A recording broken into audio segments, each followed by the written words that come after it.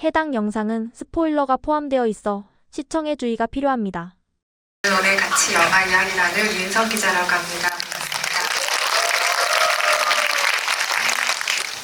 오늘 무대 행사가 이 앞에서 12타임이 있었다고 해요. 많이 지금 지치실 타이밍이긴 하겠지만 들어오실 때 따뜻한 화답으로 보내주시면 아마도 기운 내서 오늘 활기찬 시간 만들어주시지 않을까 싶고요. 오늘의 게스트 휴민트의 주역들을 모시겠습니다. 큰 박수로 맞이해주세요.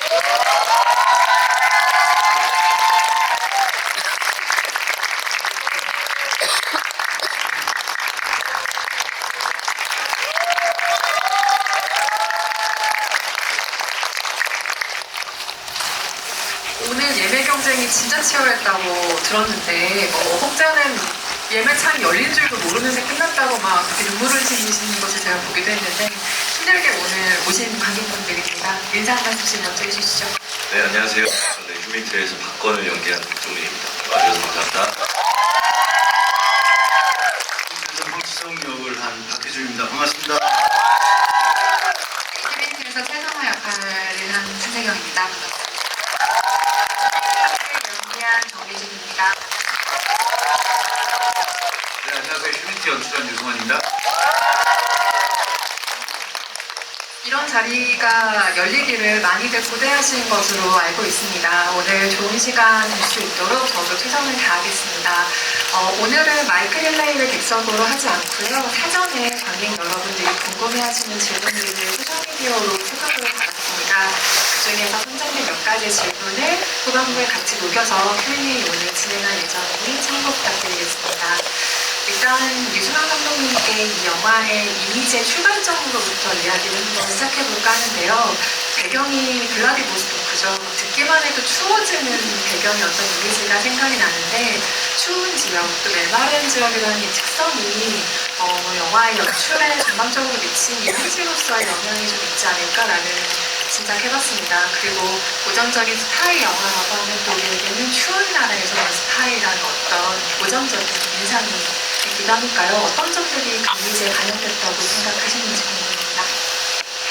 저는 영화를 봤을 때 어떤 계절을 배경으로 하느냐는 그 영화 전체에 굉장히 많은 것을 작용하게 된다고 생각해서 어떤 계절을 배경으로 할 것인가, 어떤 이야기나 인물이 정해졌을 때 그 공간적 배경만큼 그 시간을 굉장히 중요하게 생각을 합니다. 실제로 몇 년 전에 만들었던 모가디슈 같은 경우는 아프리카를 배경으로 하지만 실제 모로코에서 촬영할 때 겨울이었거든요. 그러니까 영화는 굉장히 더워 보이지만 실제로 되게 추웠어요. 그러니까 그런 열기 속에서 벌어져야 더욱 정말이 잘 이야기가 그 이야기는 여러분들 영화 보셨겠지만 그 이야기의 특성상 블라디보스토크가 공간 자체가 필요한 곳이고 그 공간을 담아내는 그 계절이 어떤 것이 좋을까? 당연히 그러니까 블라디보스토크라고 했을 때 연상되는 바닷물까지 내리는 추위 그리고 그것은 겨울에는 그냥 눈이 있잖아요.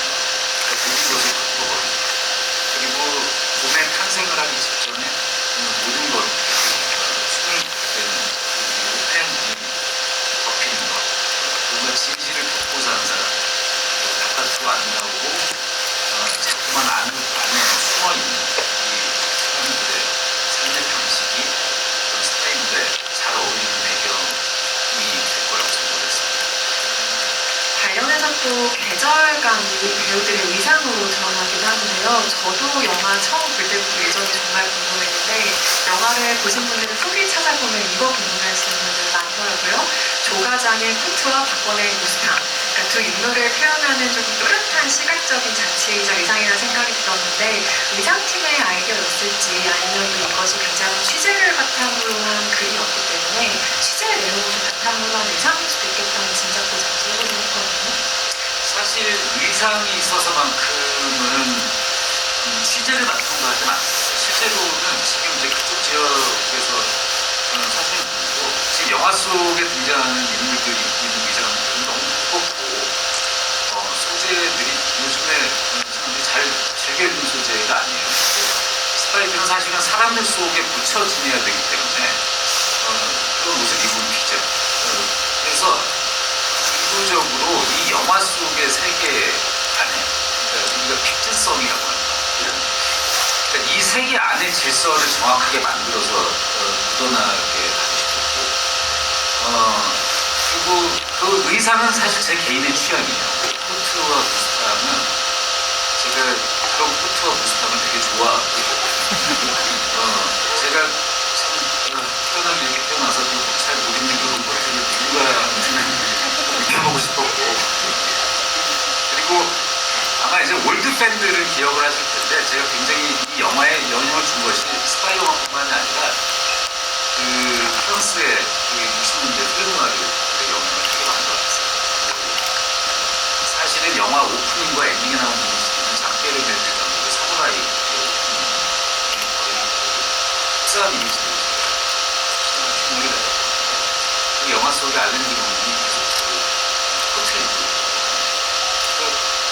어린 시절에 그런 것에 가스라이팅 당해가지고 제 영화에서 하고 싶었던 무스탕도 제가 평소에 즐겨 입는 스타일의 옷이어서 조금 정도 나랑 비슷하게 죄송합니다. 무스탕을 입은 비밀이 또 이런 식으로 비화가 있었다는 것이 밝혀지기도 합니다. 사실 황치성이 가장 비슷하죠. 이것은 또 배우 의견은 다를 수가 있기 때문에 일단 넘어가겠습니다. 배우들끼리는 이런 공통 질문으로 한번 후문을 열어볼까요? 영화를 보셔서 아시겠지만 대사보다는 상황의 뉘앙스라던가 혹은 치명으로 더 많은 것을 표현해내야 하는 작업이라는 점을 다들 인지하셨을 겁니다. 이런 종류의 작업이 배우에게 어떤 소외를 남겼는지 궁금한데 요즘은 다들 아시다시피 대사를 거의 자막으로까지 볼 만큼 어떤 말을 하는지 조금 더 집중해서 보게 되는 시대이기도 하잖아요. 그런 시대에 이런 영화를 만난다는 것은 관객 입장에서 굉장히 색다른 포인트로 느껴지기도 하거든요. 대사보다는 뉘앙스, 감정적인 표현들이 더 두드러지는 영화에 촬영하시는 소회가 어떤지 배우들께 공통으로 여쭤봅니다. 기자님 말씀하신 것처럼 대사가 아니라 표정, 몸짓으로 표현해야 하는 순간이기 때문에 이분을 하면서 느꼈던 것은 아주 가끔씩 나의 진심하고 다른 얼굴이 나옵니다. 그러니까 나의 진심과 박건의 얼굴, 나의 진심이라고 하더라도 박건의 얼굴로 쳤을 때는 그건 박건의 진심처럼 보이지 않아요. 더러 발견이 됩니다. 감독님께서 뭐 농담삼아 하시는 말씀이 외면 연기를 해라 하실 때가 있는데 그러니까 내면 연기가 능사가 아니에요. 내가 아무리 정말 내 마음 깊숙한 곳에서 사랑이나 분노나 이런 것들을 끌어올린다고 해도 그게 결국에는 박정민의 얼굴, 박정민의 버릇처럼 때가 있는 거예요. 그럴 때는 이게 철저하게 정말 계산을 해서 표정이나 눈빛이나 움직임 같은 것들을 오히려 박건처럼 표현을 해주는 것이 화면에는 더 그럴싸하게 나올 때가 있더라고요. 그러면서 이게 연기라는 것이 진심 하나만으로 해결되는 것조차 아니에요. 그때 어떤 계속 모니터를 하면서 이 인물과 내가 만날 수 있는 지점들을 찾아내는 것이 또 굉장히 중요한 포인트겠구나라는 걸 배웠고 또 박건과 대사가 많이 없어서 대사 한 줄 한 줄이 굉장히 소중했어요. 그랬던 기억이 있어요.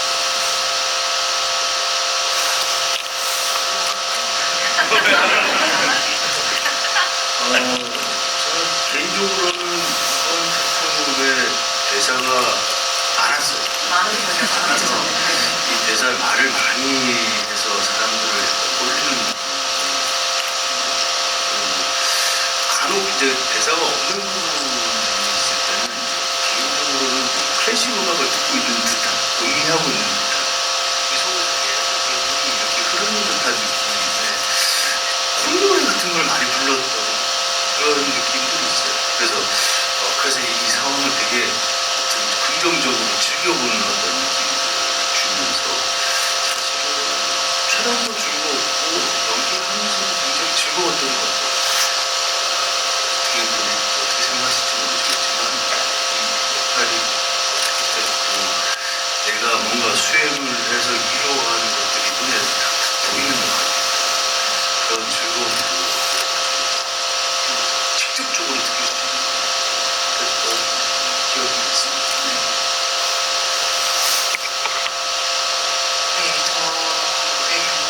사실 그 캐릭터 자체가 그 스스로의 힘듦을 쉬이 표현하지 않는 그런 캐릭터라서 그래서 그것들을 잘 조절해가면 우리는 되게 중요하다고 생각을 했어요. 그때는 그래서 전적으로 좀 감동 있게 많이 연출을 했던 것 같아요.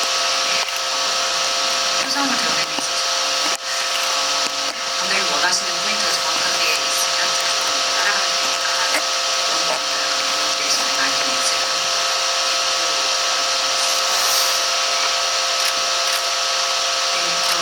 사실 저희는 연기를 하면서 그 대사가 없을 때 그 배우들이 느낄 수 있는 그 공간의 힘이라는 게 있거든요. 그리고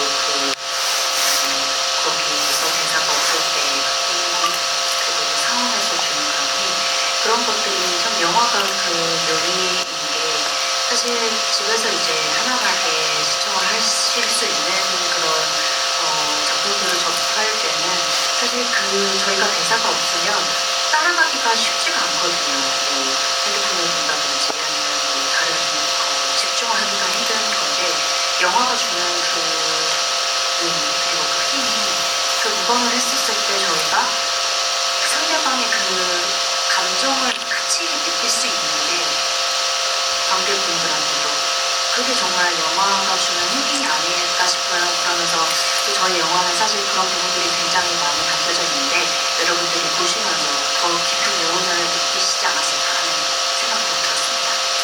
물론 더 많은 분들이 극장에서 영화를 이후로도 만나시겠지만 만약에 시간이 좀 지나서 OTT 서비스라든가 IPTV를 이용하가 넘어가서 안방에서 이 영화를 보시는 상황이 될 수 있다고 해도 자막 켜기 기능은 좀 켜지 않고 보는 영화가 되면 어떨까라는 개인적인 바람을 또 가져봅니다. 마지막 장면에서 박건희 숨을 붙이게 몰아준다 이런 자막을 보면 왠지 이 영화의 극장이 좀 달라질 수도 있겠다는 생각이 들기도 하고요. 박작품가에게는 이런 질문 한번 드려보고 싶었습니다. 유승환 감독님이 언론시사회 기자 간담회에서 이런 얘기를 하셨어요. 관객들이 보기에 근사하다고 느낄 수 있도록 배우들의 매력이 펼칠 수 있는 판을 한번 만들어주고 싶었다라는 이야기를 하셨는데 저는 이 연출 의도가 굉장히 뭉클하게 느껴졌거든요. 왜냐하면 각본보다 어떤 배우와 작업을 하고 싶다는 의사가 먼저 프로젝트라고 느껴졌기 때문이에요. 그래서 그 시작점에는 특히 이전에도 같이 영화에 소속을 맞췄던 박정민, 조인성 두 배우가 있다라는 구체적인 언급을 들려주시기도 했는데요. 이런 종류의 연출가의 신뢰를 받는다는 게 배우에게 어떤 용기 혹은 동기가 되는지 굉장히 궁금했어요. 왜냐면 요즘의 시장 상황이나 제작의 상황을 감안하면 이게 굉장히 뭉클한 제안인 것 같았거든요.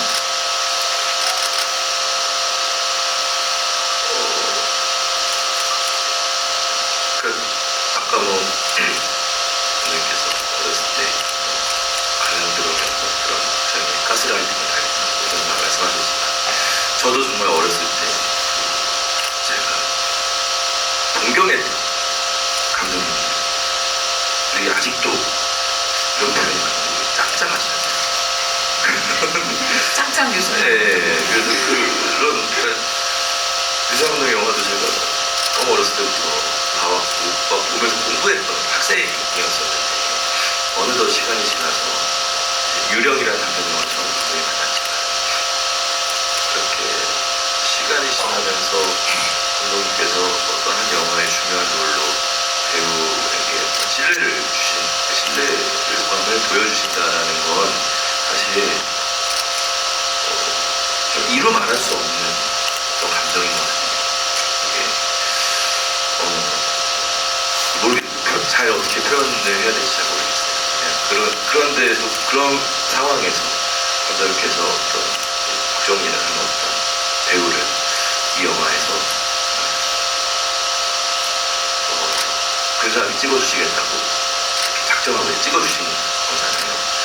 그래서 제가 그거 언제 이제 저도 이 영화를 하면서 내가 진짜 이거 열심히 해야 되는구나라고 느낀 게 언제였냐면 전 데뷔를 그래도 데뷔한 지 조금 됐는데도 영화를 찍기 전에 프리 단계에서 콘티를 짜는 단계에서 감독님과 촬영 감독님과 조명 감독님이 어떤 배우를 불러서 360도 사진을 찍어본 게 처음이에요.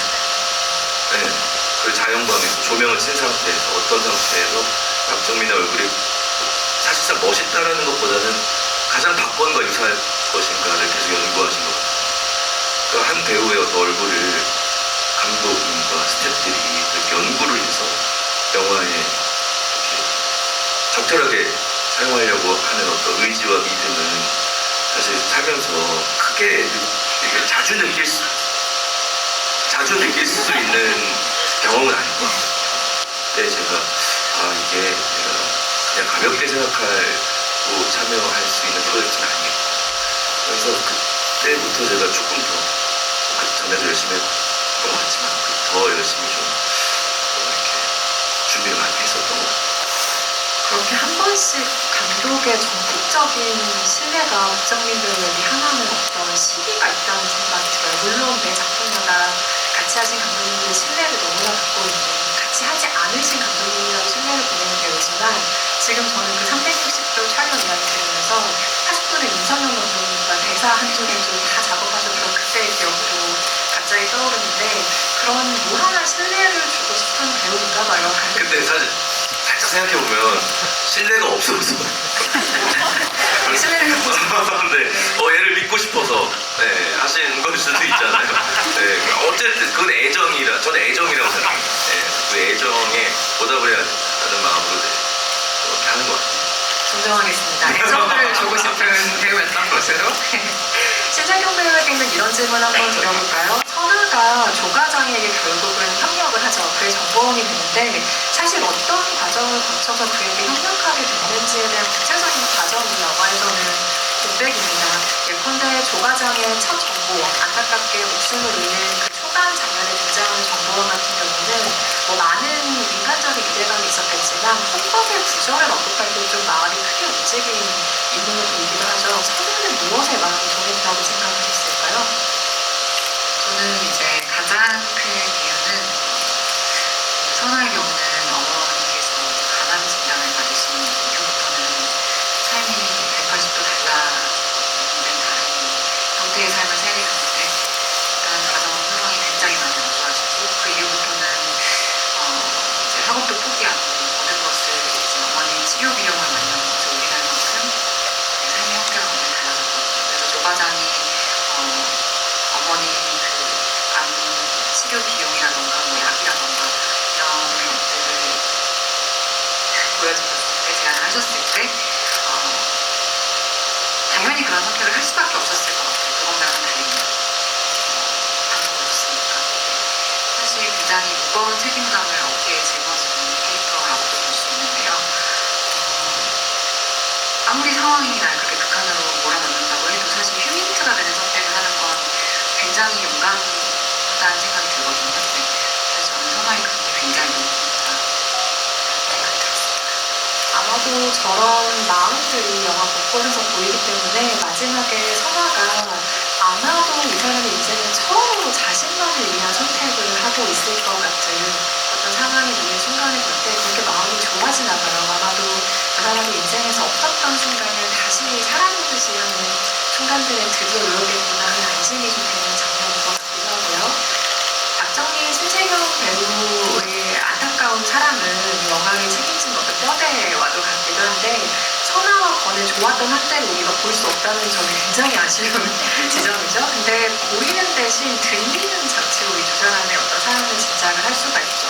그래서 이 영화의 애수어린 장면이 몇 장면이 있지만 창문에서 박범이 두 사람의 대화와 노래가 담긴 그 음성 파일을 듣는 짧은 모습이 영화의 재수가 느껴지는 굉장한 장면 중에 하나라고 생각하는데 당시 녹음의 상황을 두 분이 어떻게 기억하시는지도 궁금하고 왜 이걸 더 여쭤보냐면 영화에서 두 분이 캐릭터로서 연기하는 목소리와 그 음성이 좀 다르게 들린다는 느낌을 좀 받기도 했어요. 그래서 당시 녹음의 상황이 더 궁금해지기도 했습니다.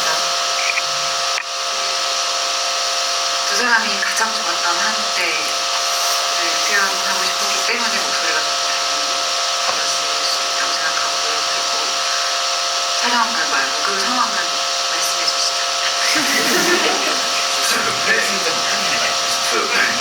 저희 의상팀이 의상을 보관하는 멘션이라고 있었어요. 그런 공간이. 그리고 안에 아주 작게 저희가 편집본 볼 때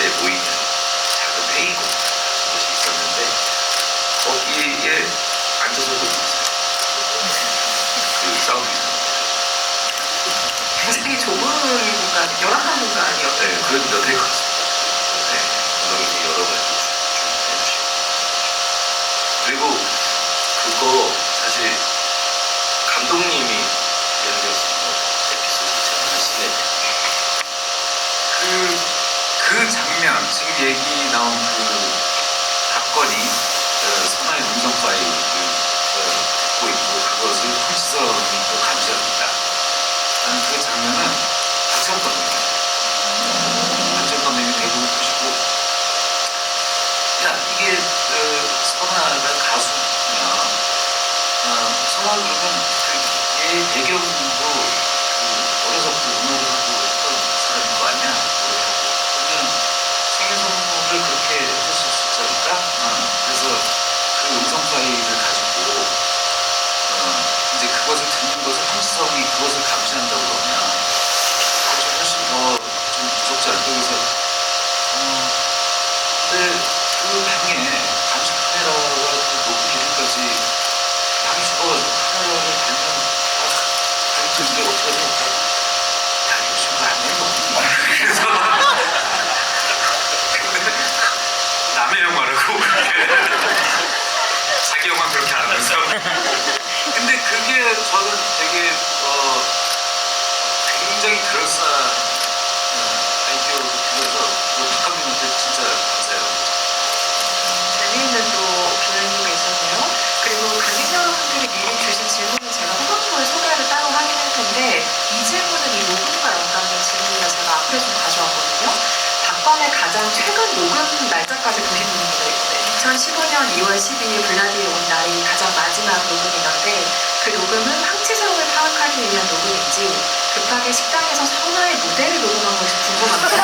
혹시 정해진 게 없다면 박정훈 배우님은 어떤 녹음을 한 게 더 가능성이 크다고 생각하셨는지 궁금합니다. 라는 질문을 어느 관객분이 주셨습니다. 처음 안 거예요. 박건 입장으로 생각해보면 황치성 때문이겠죠. 갑자기 선아가 자꾸 영화 노래한다고 갑자기 핸드폰을 켜서 질문하는 거는 뭐 예뻐 보이긴 하지만 박건스럽진 않을 것 같아요. 황치성 때문에 지성이었고 동대문학을 위해서 계속 켜놓은 거겠지. 거기에 녹음된 거나 그 영화 이제 초반에 박건이 등장할 때 그 다트 장면에서 그걸 보면 이제 거기에서 인정받는 게 이제 자백을 받는 게 이제 뒤에 그러니까 중간이 이제 잘려 있죠. 일단 박건이 이제 그런 과정들을 많이 거치는 거예요. 그 자백하고 하는 것들을 녹음하고 이것이 맞으니까 자기가 이제 불리하게 작용할 것 같으면 삭제시키고 이것을 그러니까 그것이 직업적으로 계속 그 녹음을 누르고 그리고 심지어 통화할 때도 그런 것들을 하는 게 직업적으로 그냥 본능적으로 배어 있는 사람이다. 그래서 그 사실은 저도 뭐 정확하게 우리 여친들이 그 날짜에 뭘 녹음했을까까지는 아니어도 정말 녹음 순서 리스트가 이렇게 저 밑에 있는 것은 그런 이제 논리적인 이유를 붙여서 순서를 잡는 거죠. 역시 액션씬의 총알의 개수를 세면서 촬영한 제작팀답게 꼼꼼한 그 리스트에 의미도 있었군요. 박혜준 배우는 참 예뻐할 수가 없는 캐릭터인데 영화 안에서만큼은 영화에 그 등장하지 않는 황치성의 사연을 혹시 고민하셨을지 궁금했던 이유가 있는데 왜냐하면 캐릭터마다 배우들이 접근하는 방식이 다르잖아요. 어떤 경우에 전자를 생각하기도 하고 어떤 경우에는 그냥 상황에 몰입하는 게 더 낫겠다고 판단하시는 경우도 있을 것이기 때문에 둘 중에 어떤 경우인지 여쭤보고 싶었고요. 또 하나 추가로 드리고 싶은 질문은 저는 박혜준 배우의 악역이 항상 나쁜 놈이 아니라 좀 이상한 놈의 그 한글의 묘미가 좀 있다고 항상 느껴요. 그러니까 예를 들면 황치성 같은 경우도 좀 자부심이 너무 강한 능글맞음이라고 해야 될까? 좀 이런 면이 굉장히 이상하게 보이게 했었는데 그것도 왜 두 번 누르는지 잘 모르겠고요. 그래서 그 한 끝의 그 차이를 만드는 묘미는 어떻게 생각하시는지 좀 궁금합니다. 글쎄요, 이게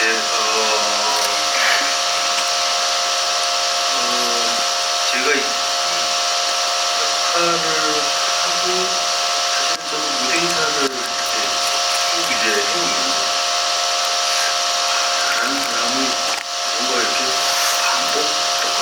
정말 저는 후져오시는 거구나.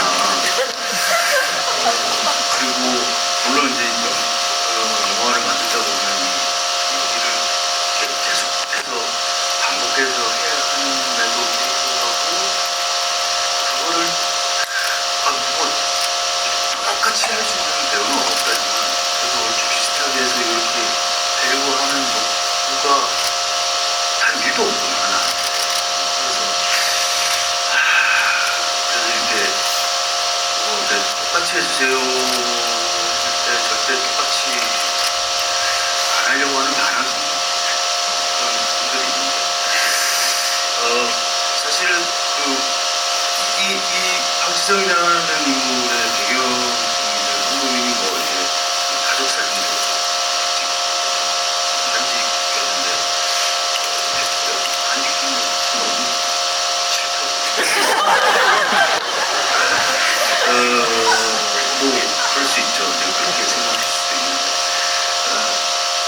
실제로 이제 이렇게 북한 주제를 보면 실제로 가족 이상을 또 원국에 있어야 되는 그런 부분들도 있고 그런 것들을 생각해서 그렇게 이 사람들도 가정이 있고 가정이 이제 가장이 있고 하지만 이제 본인이 자기만의 세상에서 자기 것을 충분히 누리고 있는 이런 북한인데 참 조금 사실은 안타깝기도 하더라고요. 인물 자체가.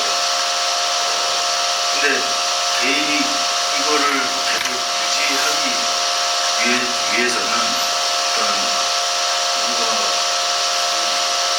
이런 악행을 알면서 유지하기 위해서는 뭔가 자신의 그게 필요한데 사실 그게 약간 변질된 것 같아요. 그러니까 대의를 위해서 본인이 가지고 있는 불리할 때는 그 대의를 위한 거를 정당화시키고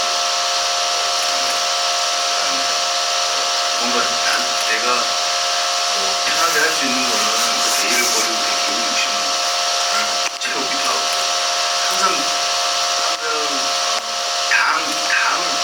당하는 것처럼 계속 핑계를 대는 거예요. 근데 최근 뭐 어떤 하지만 정치 꼭 우리 뭐 그러신 분도 있잖아요. 우리는 뭘 위해서 하는데 결국 사리사욕을 채우는 그런 어떤 인물에 좀 접근했구나라고 생각할 수도 있는 것 같아요. 네, 그래서 뭐 어쨌든 되게 재밌게 감독님이 상황에 따라서 이렇게 뭐 한 길로 가지 않게끔 캐릭터를 이렇게 이렇게 상황을 충분히 즐기는 어떤 인물로 해서 만들어왔거든요. 굉장히 자유롭게 즐겼어요. 아니 이 답변의 진솔함의 깊이와는 좀 다르게 박혜준 배우는 이 팀의 애착운영인가요? 무슨 얘기만 하면 다들 웃어주실 준비가 되어있는 느낌으로 배우를 바라보고 계시는 듯한데 많이 사랑받으시고 계신 것 같습니다. 진짜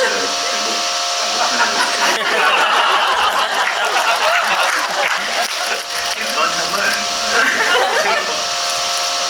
네, 많이 사랑합니다. 저희 모두가. 네, 정말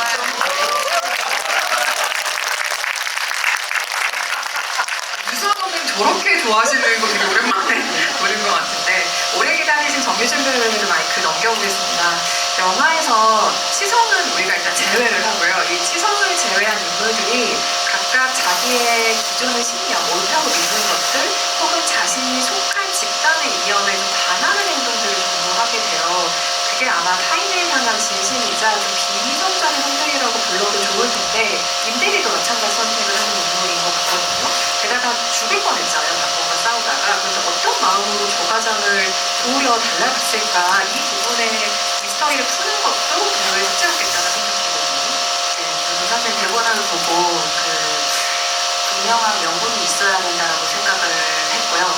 그리고 임대리라는 캐릭터는 사실 이제 원칙과 규율을 중시하는 그 국정원과 또 이 인류의 휴머니즘을 중시하는 그 조과장 사이에서의 그 갈등이 있는 인물이라고 생각을 했어요. 사실 그거를 연기적으로 표현을 하기에도 많은 그런 감정적인 것들을 연기를 하지 않았고 그래서 제가 또 뼈다구로 도전하면서 이제 조과장을 이제 구하러 가는 이유에 대해서 좀 고민을 많이 해봤는데 사실 그 임대리도 성장을 하는 캐릭터인 것 같아요. 저도 사실 원칙에서 어긋나는 거를 굉장히 이제 힘들어하고 원칙을 따라야 되는데 이제 조과장을 보면서 저 또한 조과장이 사람을 사랑하는 그 마음에 대해서도 이제 굉장히 많은 걸 느꼈고 또 조과장을 통해서 또 굉장히 많은 것들을 보고 또 성장하고 그 사이에서 제가 또 가져갈 수 있는 부분들을 가지고 가는 캐릭터라고 생각을 했어요. 방금 언급하신 부분과 좀 연결되는 질문일 것 같은데요. 저는 큐비트가 굉장히 독특한 활동이라고 생각을 했던 것이 이게 사람의 마음을 얻지 않으면 그냥 아예 활동 자체가 불가능한 방식인 거예요. 그러니까 사람을 통한 스포라는 소재가 왜 지금 시기에 예술가들에게 떠올랐을까? 영화를 보고 가장 처음 궁금해진 지점이었는데 어쩌면 의식했든 아니면 무의식적으로 어떤 배경이 있을 거다. 그래서 그것도 좀 추가하게 했을 거다라는 짐작을 해보았어요. 왜냐하면 첩보 영화, 스파이 영화를 만든다고 했을 때 요즘은 AI를 비롯해서 기술로는 못 만들어낼 그림이었거든요. 그래서 온갖 좀 첨단 전기들을 활용한 그런 스타일을 만들 수 있었을 텐데 결과적으로 큐비트는 기계가 이성적인 판단을 도출한 결과와는 정반대의 선택을 해요.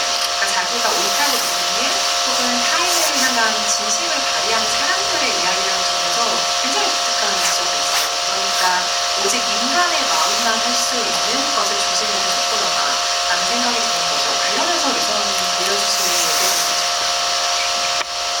저도 그러니까 제 그 영화의 출발부터 그 장명화에 대한 애호에서 영화 보고 만드는 것을 시작을 했고, 그래서 뭔가 이게 그 이야기 구조가 구조 자체가 막 크게 없고 막 롤러코스터 타듯이 막 출렁대는 그런 것을 좋아했었는데, 그리고 이제 어떤 소재주의랄까요? 뭔가 독특한 소재, 새로운 배경, 이런 것들이 재밌었는데 가면 갈수록 좀 결국 우리는 영화를 만들게 되면 사람을 찍게 되는데 그 사람 자체에 대한 것이 점점 더, 그러니까 지금 현재 저한테 호기심을 일으키는 것은 사람 자체의 호기심입니다. 그러니까 이것이 보면 남과 북으로 갈라진 이 세계에서 생존한 사람들이 여기서 살아온 사람들이 제3세계에서 만나서 거기서 뭔가 부딪히니까 장르적으로 봤을 때 뭔가 이렇게 굉장히 거대한 세팅한 것 같지만 제가 정말 관심이 있었던 것은 외국에서 도드라지는 모습을, 그러니까 자기를 참 감추고 살기 힘든 배경 안에서 자기를 감추고 살아야 하는 사람들의 긴장감, 그리고 실수하는 사람. 저는 요즘에 이제 완벽한 사람보다 그런 실수하고 흔들리는 사람들한테서 결국 좋은 얘기는 다 그런 데서 오는 것 같아요. 사실은 우리가 그렇게 위인을 다룬 영화나 이야기들이 많이 있긴 하지만 그것은 그 자체가 좀 어떤 교훈을 전달하기 위해서지 또 그 안에 있는 드라마틱한 뭔가를 얻으려고 하진 않잖아요. 그러니까 사실 세종대왕에 관한 이야기보다 연산군에 관한 이야기가 더 사람들 흥미로웠지. 그러다 보니 그리고 제가 이제 만나보면 이런 스파이들의 세계에서 대체 저렇게 살아가는 사람들이 어떻게 제정신으로 살아갈까 싶을 정도의 막 위태로운 삶을 살아가는 사람들이 있어요. 그러니까 취재 과정에서 제가 알게 된 분 한 분은 자기 가정이 멀쩡히 있는데도 불구하고 이 휴민트 세계에서 가장 역사적으로 가장 오래된 것이 바로 이 남녀 관계를 통해 가지고 적진에 들어가서 정보를 빼내는 거거든요. 그러니까 그것은 뭐 인류가 이렇게 집단 생활을 하면서부터 이미 시작된 가장 오래된 직업 중에 하나죠. 근데 현대 사회에서도 그런 일들이 되게 많아요. 그러니까 자기 작전 동안에는 그 집에서도 가장 가까이 있는 가족들은 이 사람이 그런 정보부에서 일한다는 사실조차도 모르고 어떤 상사의 주재원이라고만 알고 출장 갔다가 오고 하는 걸 당연하게 생각하고 있고, 근데 가족들한테는 출장 간다고 해놓고 가서는 완전히 위장된 삶을 살고 또 돌아오고. 근데 인간이다 보니까 아무리 냉혈한이라도 이 작전 중에 뭐 이 임무라고 하지만 그 사람의 정이라는 게 막 생기잖아. 근데도 막 그걸 몇 번씩 임무를 수행하고 막 살아가고 그런 거예요. 그 사람들의 그 심리가 너무 궁금해지더라고요. 그러니까 그런 것들이 저의 최근에 어떤 관심사, 호기심이 가는 것들, 그렇기 때문에 보다 더 어떤 복잡한 플롯이나 이야기 자체를 막 모아서 막 반전에 반전을 기하고 이런 것보다는 그 사람과 사람의 관계에 좀 보다 집중하는 얘기를 하려고 한 결과물이에요. 취재하시는 분들은 직업의 특성상 어쩔 수 없이 각자의 마음을 연기하거나 각자의 삶을 살아야 하는 분들도 많이 계시겠지만, 저는 휴민트 속에서 그리신 분들은 굉장히 수레의 마음을 가지고 있는 사람들이라고 읽었고, 사람과 사람 사이에 생기는 뭐 죄책감도 있을 것이고 사랑도 있을 것이고 여러 가지 감정이라고 하는 게 유일하게 문명과 체제를 넘어설 수 있는 거죠. 그리고 계산할 수 없는 무게라는 생각이 많이 들어요. 그래서 요즘에는 AI로 너무 많은 이미지들이 생성이 되기 때문에 우리가 이제 진실을 가리려면 그 어떤 결정적 증거의 진위까지 다 검증해야 되는 시대가 도래를 하게 된 거죠. 그런 시기에 끝내 조작할 수 없는 게 뭘까? 그건 사람의 마음이거든요. 그 답이 휴민트라는 영화에 있다는 생각이 들었고, 우리가 살아가는 그 시대와 그 시기에 나온 영화들은 어떤 식으로든 조응을 할 수밖에 없는데, 앞서는 사람들이 의식을 했든 아니면 무의식에 있었든 이런 점들이 아마 휴민트를 좀 강렬하게 만드는 지점이 아닐까라는 생각을 하게 됐습니다. 그래서 아마도 이 영화에서 멜로를 짙게 읽어내시는 것도 이것과 좀 연관이 있지 않을까라는 생각이 들었는데, 사람의 마음을 보려는 영화이기 때문인 거죠. 박정민 배우는 각본으로 상상했던 것보다 완성본에서 멜로가 좀 더 부드러워진 면이 있다고 보시는지 사실 궁금했어요. 이게 각본상에는 어느 정도 여자였는지는 알 수가 없기 때문에. 그리고 박범의 입장에서 보면 이거는 희생하는 로맨스이기도 하죠. 이게 개인적으로 배우가 선호하는 멜로의 색채였는지도 궁금하고요. 저는 이 부분을 처음 준비를 할 때 이렇게 이거 개봉하고 난 요즘에는 많은 분들이 넬로 영화의 이런 이야기를 해주시잖아요. 그 정도의 줄은 한 사람의 동력, 사랑하는 사람 정도라고 생각을 했었는데, 그것이 영화를 만드는 과정에서 저는 좀 촬영할 때부터 이 정도의 서로 간의 감정이 오가지고 싶고 이 정도로 해서 지금 휴민트라는 홍보 하려고 잠깐 들었어요. 휴민트를 뭐냐면 네, 이어가자면 나왔잖아요. 처음부터 다시 당신 목소리 아름다운데 이게 지켜가는 걸 보면서 저도 그렇고 혜경 씨도 그렇고 심지어는 인성이 형의 어떤 특정 표정들도 그렇고 방금 기자님 말씀하신 것처럼 그것은 인간의 마음에 대한 이야기고, 그 마음들이 얼굴에 표정이 드러나는 것이 조금씩 찍혀나오게 되면 가면서 이제 이 영화가 생각보다 선아와 박건 간의 어떤 사랑이 생각보다 더 큰 어떤 이 중심축이 돼서 가고 있구나라는 거를 느꼈던 것 같고, 뭐 개인적으로 선호하는 멜로라기보다는 그런 건 있는 것 같아요. 저는 뭐 멜로 영화나 멜로 드라마 같은 거 많이 본 적은 없지만, 만약에 영화에서 이렇게 사랑이라는 감정은 굉장히 흔한 감정, 우리가 갖고 있는 감정 중 정말 사랑하는 마음은 참 자주 갖게 되고, 그 마음으로 삶을 지탱하기도 하는데, 영화를 찍으면서 그 사랑의 어떤 가장 극단적인 면들, 희생, 심지어는 내 목숨까지 버릴 수 있는 어떤 한 사람에 대한 수행, 이거를 표현해 볼 수 있는 거는 기회가 좀 잘, 오히려 이런 모양의 멜로 감정 또는 그런 영화를 만날 수 있었다는 거는 지금 생각해보면 행운입니다.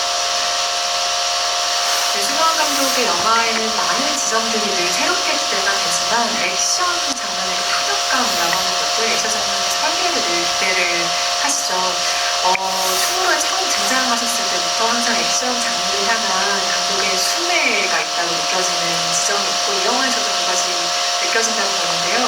이게 무엇에서 비롯하는 것일까? 지금 돌이켜보시면 그게 상당히 궁금해지는 때입니다만, 그러니까 장르에 대한 순수한 동경험의 차원일 수도 있고, 아니면 스스로 파악한 어떤 작가적인 역량의 장점일 수도 있을 것이고요. 그리고 도달하고 싶은 어떤 이상향이 있고 계속 찍어가는 어떤 사랑의 방식일 수도 있을 텐데요. 어떤 이유라고 지금은 생각하세요?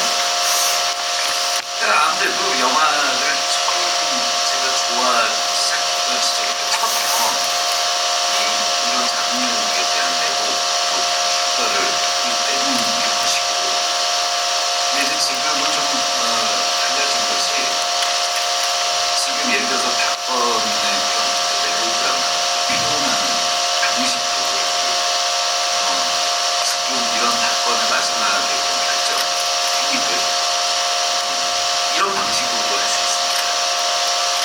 저한테는 그리고 액션이라는 것이 좀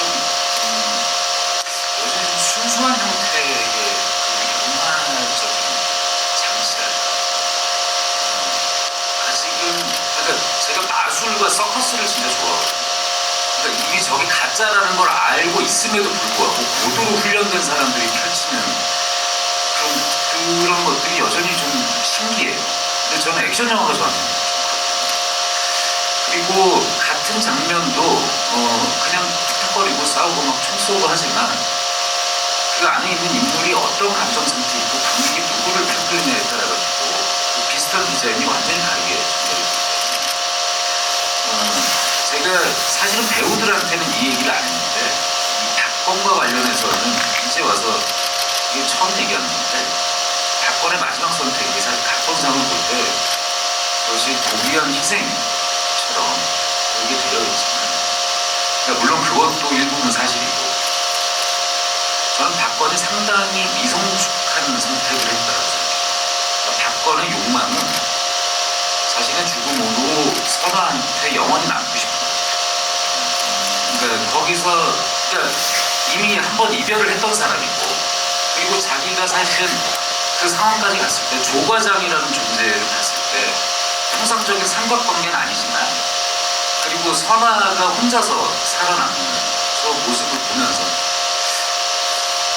저는 박건이 둘이 그 과정을 거치고 나서도 선아가 만약에 살아남았다고 하더라도 행복할 수 있을까? 그러니까 자신의 어떤 신념과 그리고 자신을 둘러싼 시스템 안에서 나의 삶이 내가 사랑하는 사람에게 행복이 될까? 그래서 자신이 확신이 없었을 것 같아요. 그래서 근데 거기서 굉장히 유아적인 선택을 하는 거죠. 그러니까 내가 가장 힘든 모습, 가장 내가 고통스러운 모습을 상대에게 각인시켜서 영원히 그녀 안에 내가 살아남게. 저는 그 생각을 했어요.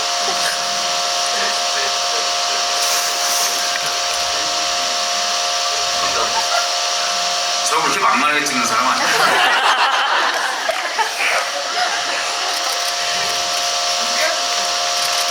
액션에 대한 이야기 방금 해주신 것도 그렇고 저는 여전히 어떤 장르적인 동경을 가지고 있는 기성 감독이 있다는 사실이 너무 좋아요. 그러니까 타성에 젖을 수도 있고 그냥 찍덕대로 반성으로 찍는 작업들을 할 수도 있잖아요. 유승환 감독의 경력 안에서면 그래도 재밌을 거예요. 그런데 여전히 어떤 새로운 실험의 영역들을 생각하시는 우리에게 여전히 든든한 기성 감독이 있다는 게 굉장히 좀 뭉클하게 느껴지기도 하네요. 굉장히 사소한 이야기인데 공연을 하고 이게 초반에 가족들을 소개하는 대사들이 좀 있어요. 거기서 제가 항상 그 대사를 하면 감동 생각이 나는데 아빠는 어렸을 때 서커스에 가셨다가 동물들과 사랑에 빠지셨대요. 그래서 이곳에 동물원이 필요하다고 했을 때 자기가 운영하겠다고 손을 드셨대요 라는 대사가 있어요. 근데 그때마다 감독님이 생각나요. 무슨 말인지 알죠? 그럴 것 같아요. 지금 두 분 굉장히 사랑하시는 사이예요. 네. 나이코파이 아직 안 보신 분들이라면 그 장면 보실 때 또 마음이 좀 뭉클하시겠네요. 관객 여러분들이 미리 주셨던 질문으로 넘어가서 시간 관계상 한번 얘기를 나눠보겠습니다. 신세경 배우에게는 이런 질문이 있었어요. 많은 질문 중에 제가 추려온 거라는 얘기를 참고를 드리고요. 박건을 진짜 사랑해서 이 사람이 선아가 블라디보스토크로 갔다는 해석도 봤는데 선아가 그 정도로 박건을 생각했을까요? 그 감정을 어떻게 해석하고 연기하셨나요? 라는 질문 주셨어요. 사실 그 선아가 블라디보스토크로 가기로 마음먹은 것은 이게 그 자술서에도 나와 있는 내용인데요. 실제로 이제 어머니와 아버지의 병환 때문에 큰 돈을 벌기 위해 나가기로 마음을 먹었습니다. 달리 방법이 없었거든요.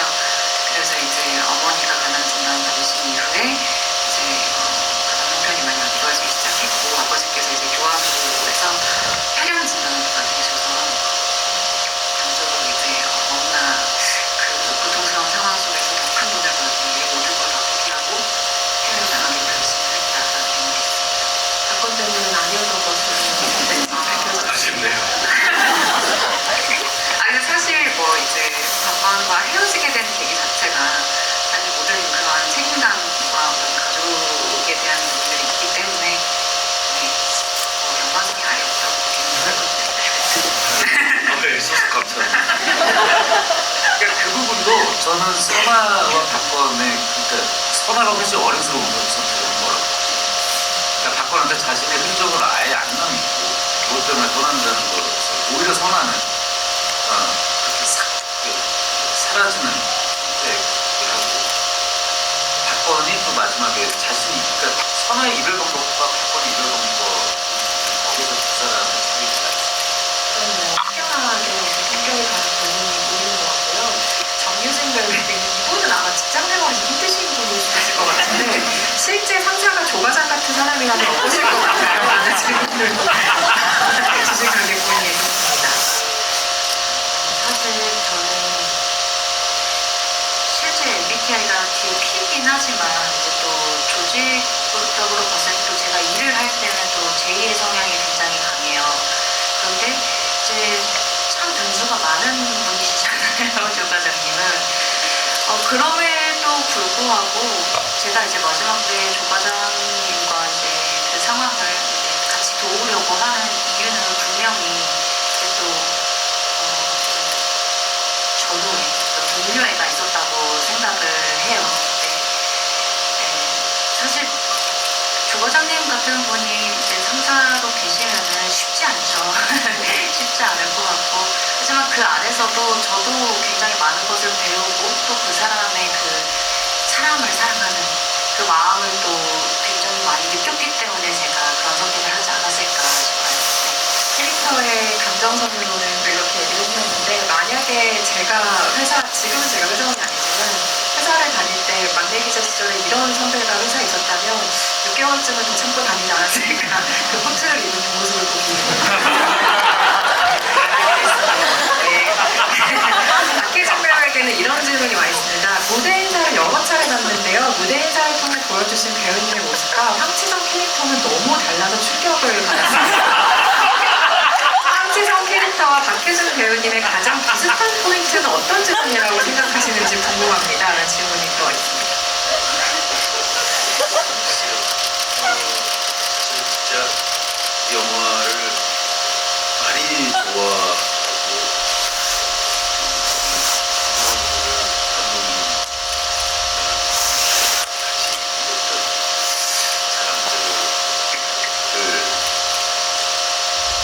진짜 좋아.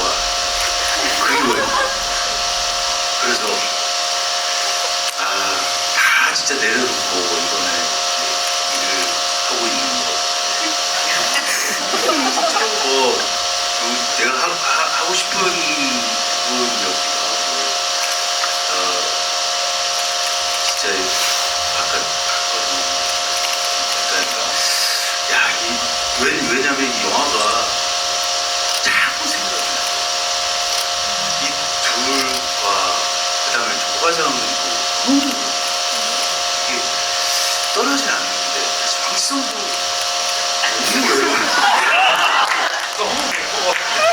너무 힘든 사람이 금태고 금운동 다 진짜 막그 실수하면 그 배독이 극대화돼 있는 상태에 있는 인간들이 다 모였는데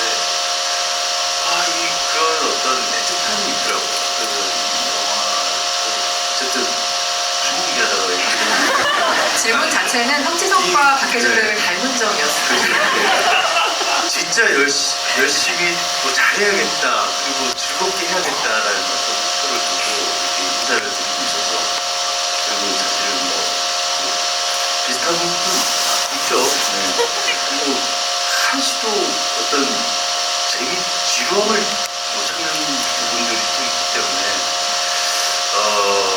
이 친구들과의 같이 있다는 그 즐거움, 지루함을 못 찾는 이런 것들이 아마 이 황지성이 그 좁은 혼자만의 그 성에서 다른 혼자만의 즐기는 방식하는 같지 않을까라는 그런 생각이 듭니다. 누군가는 단지 낀 것도 싫다고 했지만 외로운 사람입니다. 황지성 배우. 그리고 멀리 계신 관객분들은 아마 잘 안 보이셨을 텐데 방금 영화 이야기와 같이 동료들과 시간을 보냈던 이야기를 하시면서 눈가가 지금 굉장히 촉촉해지셨어요.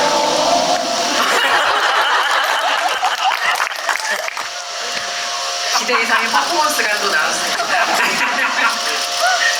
네, 지금 다 찍어주셨을 거예요. 네. 그리고 이 질문이 정말 사실은 많았는데요. 박건이 마지막에 어떤 얘기를 대체 했느냐. 근데 저는 이번에 진행자의 권한을 발휘해서 이 질문을 박정민 배우를 드리지 않을 겁니다. 왜냐면 박정민 배우가 이걸 5년 뒤에 공개할 거다라고 하셨을 만큼 이걸 좀 비밀로 감춰두고 싶었던 의지가 느껴졌기 때문에 물론 관객 여러분 질문 중에는 이것 때문에 궁금해서 수능 망할 것 같다. 그리고 답변을 유추하다가 동생이랑 싸웠다 등등의 여러 협박과 간절함들을 제가 받지만 안 됩니다. 다만 이렇게 돌려서 한번 여쭤보고 싶은데요. 그 대사가 각본에 뭔가가 있었는지. 없었고 그냥 속삭인다 돼 있었고 뒤에 윤대리가 뭐라고 그랬어요? 살고 싶다고 이렇게만 있었어요. 그래서 저들께서 그때 그냥 어차피 이 녹음을 할 때 그 사운드 쓰지 않았구나 라고 하셔서 뭐 저희 나름대로의 정해서 한 건 있는데 그거는 사실 뭐 저희의 그냥 어떤 촬영을 진행하기 위한 어떤 것이고 저는 사실 그 순간 박건이 한 대사는 관객 한 사람 한 사람 다 달랐으면 좋겠어요. 각자에게 가장 애절한 대사가 무엇인지를 생각해 보셨으면 좋겠어요.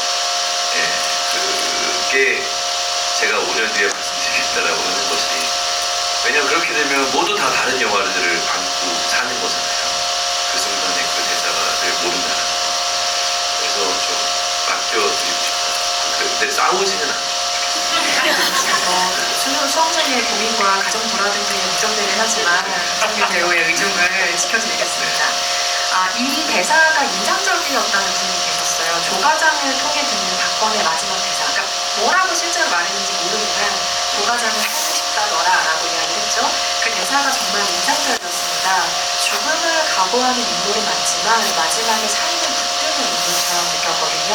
이후에 선아가 아무것도 요구하지 않고 스스로 살아가는 선택이 대비되어 더욱 인상 깊었습니다. 감독님께서는 두 인물, 그러니까 선아와 박건우 살아냄을 어떻게 설계하셨을지, 그 대비를 통해 관객이 무엇을 느끼길 바라셨는지 궁금합니다. 라는 질문을 주신 분이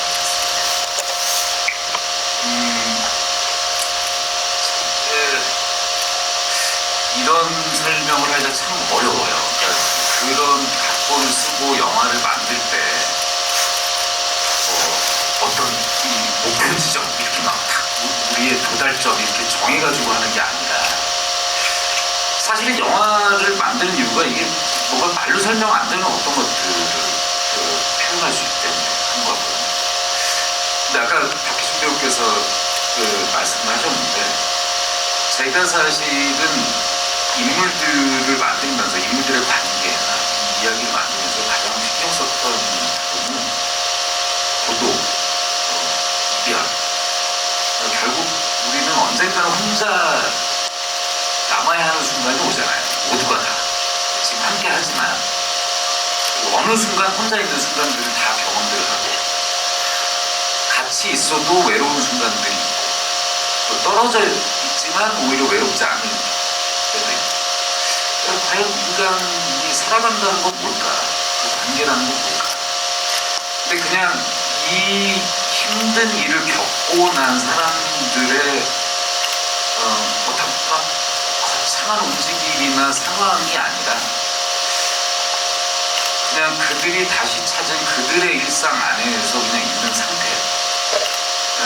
그래서 저한테는 좀 중요한 요소였어요. 그것을. 원래 그 버전 중에 훨씬 더 선화가 막 킥킥하게 막 살아가는 버전도 있었고, 각본에 정말 장래화처럼 막 그걸 조가정이 탁 지켜보면서 뭐 싹 사라지고 뭐 이런 버전도 있었는데, 이게 이 영화의 결과 안 맞으니까 아무리 고독하고 외롭더라도 우리는 살아가야 하는, 그러니까 삶이 숨이 붙어있는 한 살아가야 되는 존재도 있고, 그 안에서 아무리 힘들어도 또 각자 삶의 의미를 찾을 수 있는 것 아닐까?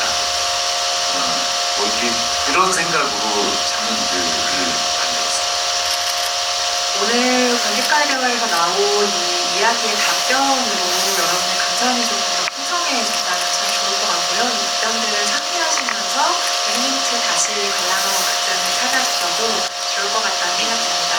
더 많은 이야기 나누고 싶지만 시간 관계상 마무리를 해야 합니다. 그래서 관객 여러분께 끝인상 한 말씀씩 짤막하게 들려주시고 자리 마무리하려고 하는데요. 부장님이니까 감사합니다. 오늘 이렇게 GV 와주셔서, 그리고 밤늦게까지 저희 이야기 들어주셔서 너무 감사드리고요. 제가 가끔씩 무대 인사 때 드리는 말씀이 있는데, 이 영화는 정말 제가 너무 좋아하는 영화입니다. 그래서 오래 남았으면 좋겠고, 여러분들 마음속에도 좀 소중히 오래오래 남는 영화였으면 하는 바람이 있습니다. 많이 아껴주시고, 앞으로도 저희 영화를 가지고 많은 이야기 나눠주셨으면 좋겠습니다. 고맙습니다. 관객과의 대화에서 이제 말을 잘하시는 분들 같이 배웠는데, 많이 배우는 것 같습니다. 이 영화의 가치도 많이 배우고, 저 진짜 이렇게 대화에서 얻는 것들이 되게 많아서 이 영화를 매회 이런 얘기가 나올 때마다 다시 보는 것 같은 느낌이 들어서 기분이 좋습니다. 이 무대 인사가 이제 즐겁게 유쾌하게 할 거고, 또 이렇게 와주신 분들 계속 할 거고, 마지막에 이제 혼자 조용하면서 이 영화를 즐겨보겠습니다. 감사합니다.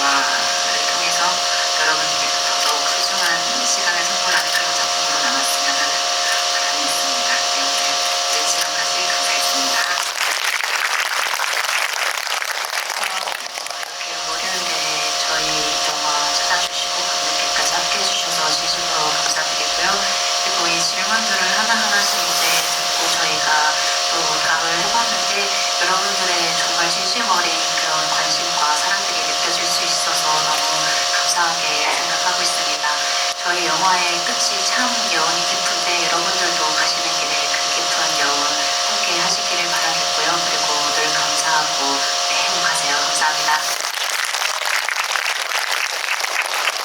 우선 이렇게 어쩌면 처음이자 마지막일 수도 있는 배우들과 이렇게 함께하는 시기에 와주셔서 너무너무 감사드리고요.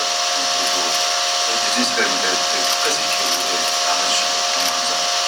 그리고 저한테 개인적으로 지금 이제 무대 인사하고 하면서 되게 특별한 것이 함께한 배우들이 진심으로 이 영화를 모두 한 사람 한 사람이 너무 아껴준다는 것이 느껴져서 같이 만든 동료로서 너무너무 고맙고 기쁘고 있습니다. 그리고 그 자리에서 사실 제가 그 언론 라운드 인터뷰나 뭐 이런 것들을 많이 했는데도 불구하고 정작 이렇게 못했던 얘기들이 있거든요.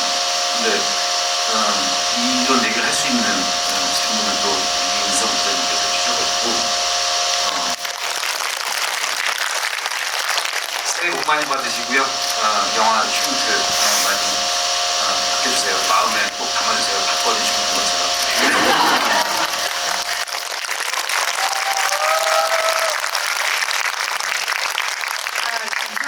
박건의 뭐 사랑과 마지막을 유성숙하다고 표현해주셨지만 저는 성숙하게 힘있게 계속 사랑해 드릴 겁니다. 마지막으로 단체 사진 절 촬영하고 마무리한다고 하거든요. 비스트님 앞으로 이동해